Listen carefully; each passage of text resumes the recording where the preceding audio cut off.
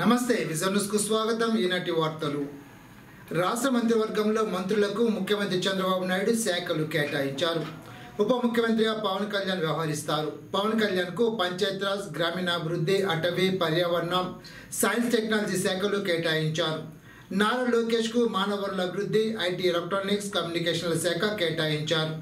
అచ్చెన్నాయుడుకు వ్యవసాయ శాఖ, నాదెండ్ల మనోహర్కు ఆహారం, పౌర సరఫరాల శాఖ కేటాయించారు. వంగలపూడి అనితకు కీలకమైన హోంశాఖను కేటాయించారు.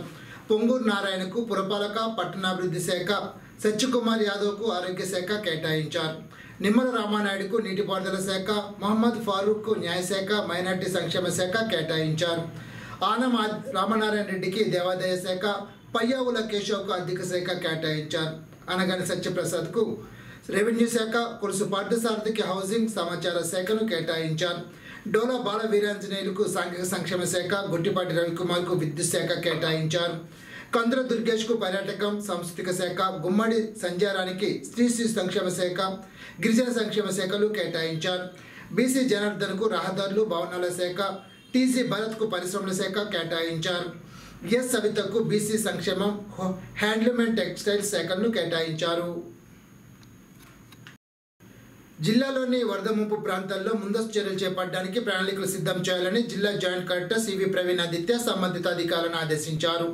శుక్రవారం కలెక్టరేట్ జిల్లా జాయింట్ కలెక్టర్ ఛాంబర్లో జిల్లా joint collector CV Praveen Aditya irrigation, revenue అధికారులతో సమావేశమై అధిక వర్షాలు కారణంగా గోదావరి పరివాహక ప్రాంతాల్లోని వరద ముంపు గ్రామాల్లో తగిన రక్షణ చర్యలు చేపట్టేందుకు ముందస్తు ప్రణాళికలు సిద్ధం చేయాలని ఆదేశించారు. పెనుగొండ, మొగల్తూరు, ఆచంట, నర్సాపురం, ఎలమంచిలి మండలాల్లో కొన్ని గ్రామాలు వరద ముంపు గురి కావడం జరుగుతుందని అన్నారు. సమావేశంలో Narsapuram sub collector M Achyut Ambarish, canals EE Dakshinamurthy, drainage EE Kishore, Narsapuram irrigation EE Mohan Krishna, coordination superintendent Chandra Durgaprasad, deputy tahsildar K Kalyani పాల్గొన్నారు. ఒకరి రక్తదానంతో మరో ముగ్గురికి ప్రాణదానం చేయవచ్చునని, రక్తదానంపై ప్రతి ఒక్కరికి అవగాహన కల్పించవలసిన బాధ్యత మనందరిపై ఉందని జిల్లా joint collector CV Praveen Aditya అన్నారు. శుక్రవారం స్పందన సమావేశ మందిరంలో జిల్లా రెడ్ క్రాస్ సొసైటీ పశ్చిమ గోదావరి జిల్లా శాఖ ఆధ్వర్యంలో ప్రపంచ రక్తదాన దినోత్సవ కార్యక్రమంలో జిల్లా joint collector CV Praveen Aditya ముఖ్య అతిథిగా పాల్గొన్నారు. ఈ సందర్భంగా ఆయన మాట్లాడుతూ రోగ నివారణ కోసం ప్రమాదాల సమయంలో బాధితుల శరీరంలో తగినంతగా రక్తం లేకపోతే ఒక రక్తం మరొకరికి ఇచ్చే విధానం రక్తదానమని, ప్రతి ఒక్కరు అవగాహన, సేవాభావం ఉండాలని అన్నారు. రక్తాన్ని కృత్రిమంగా తయారు చేయడానికి వీలు కాదని, సేకరించిన రక్తం ద్వారా ప్లాస్మా, ప్లేట్లెట్లు, రక్తం 3 విభాగాలుగా విభజించి మరో ముగ్గురికి ప్రాణాలు కాపాడవచ్చునని అన్నారు. 18 సంవత్సరాల నుండి 55 ఏళ్లలోపు ఉన్నవారు రక్తదానానికి అర్హులని, స్వచ్ఛందంగా రక్తదానం ఇచ్చడానికి ముందుకు రావాలని కోరారు. రక్తాన్ని తీసుకునే వ్యక్తి గ్రహీతని, ఇచ్చే వ్యక్తిని దాతని, మంచి కార్యక్రమానికి ప్రతి ఒక్కరూ భాగస్వాములు కావాలని తెలిపారు.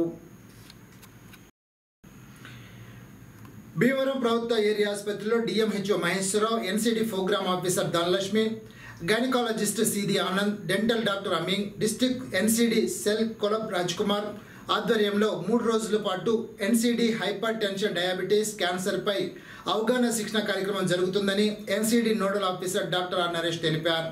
ఈ సందర్భంగా ఆయన మాట్లాడుతూ భీమవరం ఏరియా ఆసుపత్రిలో స్టేట్ లెవెల్ ట్రైనింగ్ అయిన వారిచే ANM, mid level health providers, urban rural medical ఆఫీసర్లకు 3 రోజుల పాటు కానున్న క్యాన్సర్ను ప్రారంభ దశలో ఎలా గుర్తించాలని అనే అంశంపై అవగాహన సదస్సు నిర్వహిస్తారని తెలిపారు.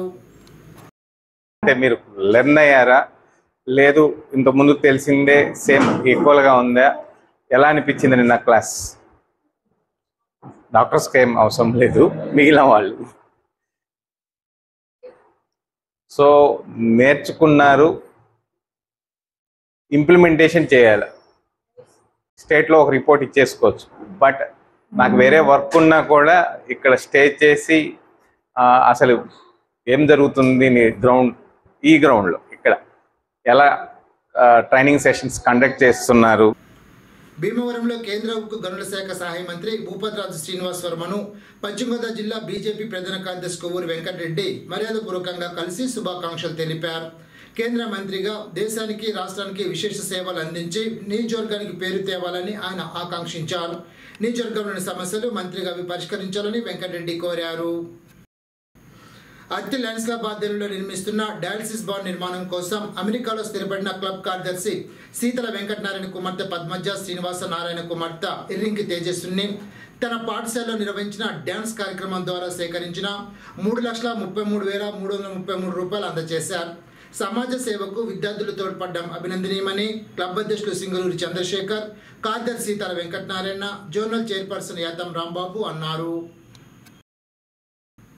అత్తిలి రామన్నపేటలో గల ఐశ్వర్యదుర్గ అమ్మవారి ఆలయంలో శుక్రవారం సందర్భంగా ప్రత్యేక పూజలు, పారాయణాలు నిర్వహించారు. అత్తిలి ఏఎంసీ మాజీ చైర్మన్ పులిశెట్టి చంటి ఆధ్వర్యంలో అన్న సమారాధన జరిపారు. ఆలయ కమిటీ ప్రతినిధి దాసరి నాగరాజు, ఇతర సభ్యులు ఈ కార్యక్రమంలో పాల్గొన్నారు.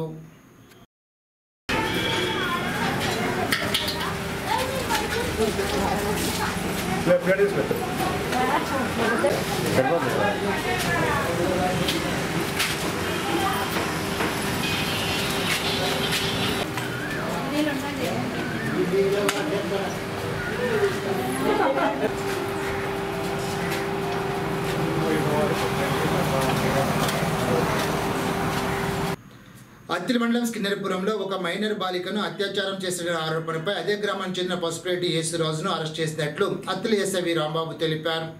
అశుభం తెలియని 6 సంవత్సరాల మైనర్ బాలికను నిందితుడు ఆడుకుంటున్న సమయంలో ఇంట్లోకి తీసుకువెళ్లి ఈ నెల 6న అత్యాచారం చేసినట్టు తెలిపారు. బాలికకు కడుపు నొప్పి వస్తుందని చెప్పడంతో తల్లి తెలుసుకుని అత్తిలి పోలీసులకు ఈ నెల 9న ఫిర్యాదు చేసింది. బాలిక తండ్రి ఉపాధి నిమిత్తం కువైట్లో ఉంటున్నాడు.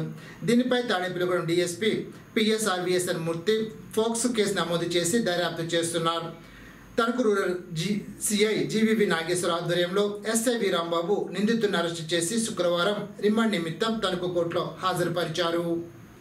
ఎన్నికల సమయంలో ప్రజలకు ఇచ్చిన కీలక హామీల అమలుపై టీడీపీ కూటమి ప్రభుత్వం దృష్టి సారించిందని తణుకు శాసనసభ్యులు రాధాకృష్ణ అన్నారు.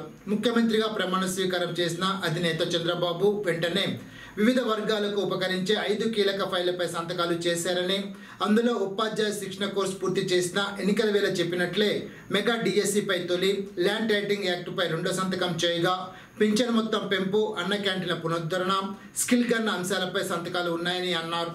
చంద్రబాబు తొలి సంతకం పెట్టిన మెగా డిఎస్సిలో రాష్ట్రంలో 16,347 ఉపాధ్యాయ పోస్టులు ఉండగా మెగా డిఎస్సి నోటిఫికేషన్ పింఛన్ 3,000 నుండి 4,000కు పెంచడంతో పెంపుతో వృద్ధులు, వితంతువులు, దివ్యాంగులు, ఇతర వర్గాలకు భారీ లబ్ధి చేకూరనుందని తెలిపారు. ఏప్రిల్ నుంచి జూన్ వరకు 3 నెలలకు బకాయిలు 3,000 కూడా జూలై నెలలో అందిస్తామని గతంలోనే చంద్రబాబు ప్రకటించారని గుర్తు చేశారు.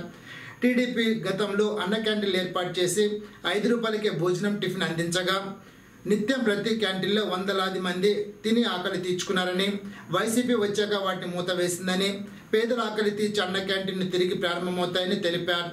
మరోవైపు ల్యాండ్ టైటిలింగ్ యాక్ట్ రద్దుతో భూ యజమానులకు భరోసా లభించనున్నదని అన్నారు. వివిధ వర్గాలకు ఉపకరించే 5 కీలక ఫైళ్లపై సంతకాలు చేసిన సందర్భంగా పార్టీ కార్యాలయంలో లబ్ధిదారులు రాధాకృష్ణను కలిసి శుభాకాంక్షలు తెలిపి అనంతరం చంద్రబాబు చిత్రపటానికి పాలాభిషేకం చేసి తమ ఆనందాన్ని వ్యక్తపరిచారు. కార్యక్రమంలో ఆనాల ఆదినారాయణ, మక్క సూనారాయణ తదితరులు పాల్గొన్నారు. కూటమి ప్రభుత్వం ఏర్పడిన తర్వాత చంద్రబాబు నాయుడు గారు, పవన్ కళ్యాణ్ గారు, మోడీ గారి నాయకత్వంలో ఏదైతే హామీలు ఇచ్చారో ఆ హామీలన్నీ అమలు చేయడం విధంగా గౌరవ ముఖ్యమంత్రి వర్యులు శ్రీ నారా చంద్రబాబు నాయుడు గారు నిన్న 5 హామీలకి సంతకం పెట్టి అమలయ్యే విధంగా జీవోలను కూడా విడుదల చేయడం జరిగింది. గతంలో చంద్రబాబు నాయుడు గారు ముఖ్యమంత్రిగా ఉన్నప్పుడే డిఎస్సిని అమలు చేసినటువంటి విషయం మనందరికీ కూడా తెలుసు. ఈరోజు మొట్టమొదటి సంతకం మెగా డిఎస్సి మీద పెడతానని చెప్పి చంద్రబాబు నాయుడు గారు ఏదైతే హామీంచారో దానికి అనుగుణంగా ఈరోజు 16,000 టీచర్ ఉద్యోగాలు భర్తీ చేయడానికి మెగా డిఎస్సి నోటిఫికేషన్ ఇవ్వడం ఈరోజు ఒక చారిత్రాత్మకమైన నిర్ణయంగా ఈరోజు చెప్పవచ్చు. అలాగే పెన్షన్ని 3,000 రూపాయలు ఉన్నటువంటి పెన్షన్ని 4,000 రూపాయలు చేయడంతో పాటుగా దాన్ని ఏప్రిల్ నుంచి అమలు చేసే జీవోను కూడా ఈరోజు విడుదల చేయడం, ఎన్టీఆర్ భరోసా పేరుతో ఏప్రిల్, మే, జూన్ కలిపి జూలై నెలలో 7,000 రూపాయలు ఇవ్వడంతో పాటుగా ఆగస్టు నుంచి ప్రతి నెల 4,000 రూపాయలు, దివ్యాంగులకు 6,000 రూపాయలు, అలాగే కిడ్నీ ఇటువంటి సమస్యలు ఉన్న వారికి 5,000 నుంచి 10,000 రూపాయలు చేయడం జరిగింది. ఈరోజు పెన్షన్ కూడా పెంచడం జరిగింది. దాంతోపాటుగా ఏదైతే ఈ దుర్మార్గపు వైఎస్ఆర్ కాంగ్రెస్ పార్టీ పరిపాలనలో పేద ప్రజలు కడుపు కొట్టే విధంగా అన్నా క్యాంటీన్లు మూసివేసిందో, అన్నా క్యాంటీన్లు అన్నీ కూడా మరలా తెరిచి 5 రూపాయలకే 3 పూట్ల కూడా పేద ప్రజలు కడుపు నింపే విధంగా నిర్ణయం తీసుకోవడం జరిగింది. ఈరోజు స్కిల్ డెవలప్మెంట్తో పాటుగా దానికి సంబంధించి నైపుణ్యతకి సంబంధించి స్కిల్ సెన్సెస్ని గణనీకరణ చేసే విధంగా ఒక జీవోను కూడా విడుదల చేయడం జరిగింది. అంటే రాష్ట్రంలో ఉన్నటువంటి మానవ వనరులు, యువతకు ఉన్నటువంటి నైపుణ్యత, అదేవిధంగా ఇక్కడికి కావలసినటువంటి ఉత్పత్తి రంగంలో కానీ సేవా రంగంలో కానీ ఎటువంటి నైపుణ్యత కావాలనే దాని మీద ఈరోజు స్కిల్ సెన్సెస్ని కూడా తీసుకోవడం జరుగుతుంది. చంద్రబాబు నాయుడు గారు, పవన్ కళ్యాణ్ గారు హామీ ఇచ్చిన విధంగా ల్యాండ్ టైటిలింగ్ యాక్ట్ని కూడా బిల్లుని రద్దు చేసే విధంగా ఈరోజు బిల్లుని ప్రవేశపెట్టడానికి కూడా నిర్ణయం తీసుకోవడం జరిగింది. చంద్రబాబు నాయుడు గారు నిన్న అధికారికంగా బాధ్యతలు చేపట్టి ఈ 5 ఫైల్స్ మీద కూడా మొదటి సంతకాలు చేయడం జరిగింది. ఈరోజు రాష్ట్రంలో ఒక సుపరిపాలన అందించే విధంగా ముందుకు వెళ్ళడం జరుగుతుందని ఈ సందర్భంగా తెలియజేసుకుంటూ, ప్రపంచ రక్తదాతల దినోత్సవ సందర్భంగా తణుకు బుద్ధాల బ్లడ్ బ్యాంక్లో తణుకు శాసనసభ్యులు ఆర్మీ రాధాకృష్ణ రక్తదానం చేశారు. ఈ సందర్భంగా ఆయన మాట్లాడుతూ రక్తదానం చేయడం తన బాధ్యతగా భావించి తణుకులో రక్తదానం చేసినట్లు తెలిపారు. రక్తదానం చేయడం వలన ప్రాణాపాయ స్థితిలో ఉన్న 10 మంది ప్రాణాలు కాపాడిన వారవుతామని తెలిపారు. ప్రతి ఒక్కరూ రక్తదానం చేసి తోడివారికి అండగా నిలవాలని పిలుపునిచ్చారు. కార్యక్రమంలో కనగర వెంకటకృష్ణ, తాదపూడి మారుతిరావు, పులిశెట్టి చందు, కొరిపల్లి హరి తదితరులు పాల్గొన్నారు. ఈ సందర్భంగా బుద్ధాల బ్లడ్ బ్యాంకు నిర్వాహకుడు బుద్ధాల నాని తణుకు శాసనసభ్యుగా ఎన్నికైన ఆర్మీ రాధాకృష్ణను సన్మానించారు. 104 సార్లు రక్తదానం చేసిన తణుకు ఏసీఎన్ ప్రతినిధి కొలగాని రాజాను శాసనసభ్యుడు రాధాకృష్ణ, బుద్ధాల నాని సన్మానం చేశారు.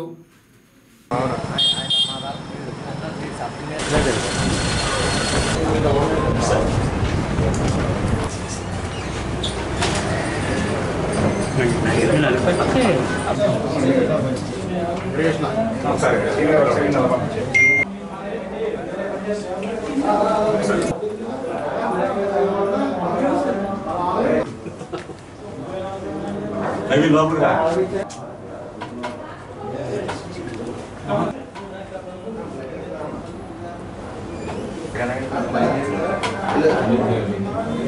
రాజా ఒకసారి తిప్పువా, ఒకసారి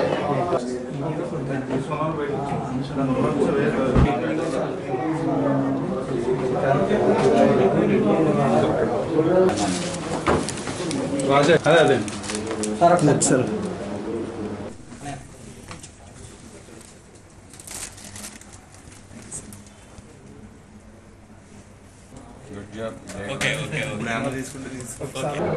రక్తదానం చేయండి, ప్రాణాలను కాపాడండి అనే స్లోగన్ స్ఫూర్తితో ప్రపంచ రక్తదాన దినోత్సవ సందర్భంగా ఈరోజు రక్తదానం చేయడం నా బాధ్యతగా భావించి ఇక్కడ తణుకులో రక్తదానం చేయడం జరిగింది. ముఖ్యంగా ఎంతోమంది ఈరోజు ప్రమాదాలకు గురై సరైన సమయంలో రక్తం అందక ప్రాణాలు వదులుతున్నటువంటి పరిస్థితిని కూడా మనందరం కూడా చూస్తున్నాం. ఈరోజు అందరం కూడా రక్తదానం చేయడం వలన 10 మంది ప్రాణాలని కాపాడటానికి అవకాశం ఉంటుంది కనుక ప్రతి ఒక్కరూ కూడా అందరం రక్తదానం చేస్తూ మన తోటి వారికి సాయంగా నిలబెడదామని ఈ సందర్భంగా తెలియజేసుకుంటున్నాను. ఇది ఒక సామాజిక బాధ్యతగా ప్రతి ఒక్కరం కూడా రక్తదానం చేస్తూ 10 మంది ప్రాణాలను కాపాడటానికి సమాజంలో మన వంతు బాధ్యతగా ప్రయత్నం చేద్దామని ఈ సందర్భంగా తెలియజేసుకుంటున్నాను. యాజమాన్య హక్కు చట్టం రద్దు చేస్తూ నారా చంద్రబాబు నాయుడు చేసిన 2వ సంతకానికి all India lawyers union Tanuku bar association న్యాయవాదులు హర్షం వ్యక్తం చేశారు. ఈ సందర్భంగా న్యాయవాదులు మాట్లాడుతూ గత 4 మాసాల నుండి వైఎస్ జగన్మోహన్ రెడ్డి తీసుకువచ్చిన నల్లటి చట్టం, భూ యాజమాన్య హక్కు చట్టం రద్దు చేయాలని న్యాయవాదులు వివిధ రూపాల్లో ఉద్యమాలు చేశారని తెలిపారు. కోర్టు విధులను బహిష్కరించి ఉపాధిని కూడా కోల్పోయారని అన్నారు. న్యాయవాదులు చేసిన ఉద్యమాలకు ప్రజలు, రాజకీయ నాయకులు సహకారాన్ని అందించారని అన్నారు. నూతనంగా ఎన్నికైన ప్రభుత్వం చీకటి చట్టం రద్దు చేయడం ప్రజల విజయమని వారు అన్నారు. ఈ మధ్యకాలంలో న్యాయవాదులపై దాడులు, హత్యలు చేస్తూ న్యాయవాదుల వృత్తిని ఆటంకపరుస్తూ భయభ్రాంతులు కలజేస్తున్నారని అన్నారు. న్యాయవాదుల వృత్తి రక్షణ సక్రమమైన చట్టాన్ని రాష్ట్ర ప్రభుత్వం రూపొందించాలని అన్నారు. కార్యక్రమంలో న్యాయవాదులు Akula Venkata Satyanarayana, Kauru Venkateswarlu, Eeda Ramakrishna, M Suvarnaraju, Anukula Ramesh, G Ambedkar, Kamana Muniswamy, Chintapalli Nageswararao, K Kutumbarao, CH Shetty Moshe, Bhaskarrao, MS Raju తదితరులు పాల్గొన్నారు. తణుకు శాసనసభకు ఎన్నికైన ఆర్మీ రాధాకృష్ణను తణుకులో వివిధ శాఖలకు చెందిన అధికారులు, పలువురు నాయకులు కలిసి శుభాకాంక్షలు తెలిపారు. ఎమ్మెల్యే గెలిచిన రాధాకృష్ణకు పుష్పగుచ్చాలు ఇచ్చి అభినందించారు. మీడియా ప్రతినిధులు కూడా ఎమ్మెల్యేను కలిసి అభినందించారు. Tanuku depot manager Sappa Giridhar Kumar Arunachal special cargo service bus పాస్ల వివరాలు తెలిపారు. పౌర్ణమికి అరుణాచల గిరి ప్రదక్షిణ యాత్ర, కంచిలోని ఆలయాల సందర్శన కోసం ప్రత్యేక super luxury video coach bus ఏర్పాటు చేశామని తెలిపారు. ఈ ప్రత్యేక బస్సు ఈ నెల 20వ తేదీ సాయంత్రం 5 గంటలకు బయలుదేరి 21వ తేదీన శ్రీకాళహస్తిలోని పంచభూతలింగమైన వాయులింగ దర్శనం, కాణిపాక విఘ్నేశ్వర స్వామి దర్శనం, శ్రీపురంలోని గోల్డెన్ టెంపుల్ మహాలక్ష్మి అమ్మవారి దర్శనం, పౌర్ణమి రోజున అరుణాచల గిరి ప్రదక్షిణ, పంచభూతలింగమైన అగ్నిలింగ క్షేత్ర దర్శనం, అనంతరం తిరుగు ప్రయాణంలో కంచిలోని కామాక్షి అమ్మవారి దర్శనం, పంచభూతలింగ క్షేత్రం శివకంచి, ఏకాంబరేశ్వర స్వామి దర్శనం, విష్ణుకంచి బంగారు బల్లి దర్శనం అనంతరం తనకు వస్తుందని తెలిపారు. చాలా తక్కువ ధరలో సౌకర్యవంతమైన ప్రయాణ సౌకర్యాన్ని అందిస్తున్నామని, సూపర్ లగ్జరీ వీడియో కోచ్ 3,000 మాత్రమేనని తెలిపారు. ఆర్టీసీ కార్గో సేవలు అందరూ ఉపయోగించుకోవాలని డిపో మేనేజర్ గిరిధర్ కుమార్ తెలిపారు. తణుకుపట్నం పరిసర గ్రామాల్లో ఆసక్తి కలిగిన వారికి కార్గో బుకింగ్ ఏజెన్సీ ఇస్తామని తెలిపారు. 12 సంవత్సరాలలోపు బాలురు, 18 సంవత్సరాలు బాల్య బాలికలకు ఉచిత బస్సు పాసులు ఇస్తున్నామని, గుర్తింపు కార్డుల కొరకు కేవలం 50 రూపాయలు చెల్లిస్తే సరిపోతుందని తెలిపారు. ఈ అవకాశాన్ని తణుకు పరిసర ప్రాంత విద్యార్థులు ఉపయోగించుకోవాలని కోరారు. సూచనలు, ఫిర్యాదుల కోసం ఆర్టీసీ కాల్ సెంటర్ నెంబర్ 149కి కాల్ చేయాలని డిపో మేనేజర్ గిరిధర్ కుమార్ తెలిపారు. కార్పొరేట్ ప్రైవేట్ స్కూల్ యాజమాన్యాలు భారీగా పెంచిన ఫీజులపై కూటమి ప్రభుత్వం చర్యలు చేపట్టాలని సిపిఎం జిల్లా కార్యవర్గ సభ్యులు పివి ప్రతాప్ డిమాండ్ చేశారు. శుక్రవారం సిపిఎం ఆధ్వర్యంలో ఎంఈఓకు వినతి పత్రాన్ని అందజేశారు. అనంతరం ప్రతాప్ మాట్లాడుతూ, ప్రతి ఇంటిలో విద్యపై అవగాహన పెరగడం వల్ల తమ పిల్లలు బాగా చదివించాలనే బలహీనతను కార్పొరేట్ యాజమాన్యాలు సొమ్ము చేసుకుంటున్నాయని విమర్శించారు. నిబంధనలకు విరుద్ధంగా బుక్స్, యూనిఫామ్ కూడా అమ్ముతున్నారని పేర్కొన్నారు. ప్రభుత్వం ఇచ్చిన జీవోలు పక్కన పెట్టి తమ ఇష్టానుసారంగా అడ్డగోలుగా ఫీజులు వసూలు చేస్తున్నారని అన్నారు. జీవో 117 వల్ల జిల్లాలో చాలా ప్రభుత్వ పాఠశాలలు మూసివేయడం కార్పొరేట్లకు వరమని, తల్లిదండ్రులకు శాపంగా మారిందని అన్నారు. నేడు నూతనంగా వచ్చిన కూటమి ప్రభుత్వం జలగలా పట్టి పీడిస్తున్న ఫీజుల విషయంలో చర్యలు చేపట్టాలని ప్రతాప్ డిమాండ్ చేశారు.